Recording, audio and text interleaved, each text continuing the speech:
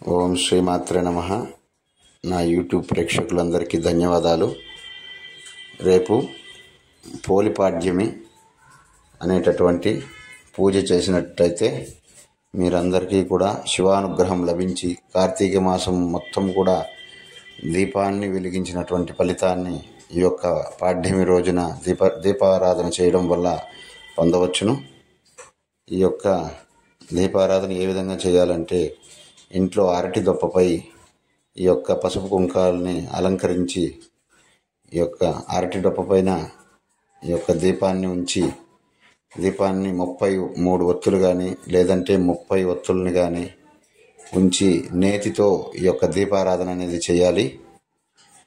ఈ దీపారాధన చేసిన తర్వాత ఆ యొక్క దీపాన్ని పారేటటువంటి జలంలో వేయాలి. ఈ యొక్క పారేటటువంటి జలంలో ఆ యొక్క దీపాన్ని జాగ్రత్తగా విడిచిపెట్టాలి.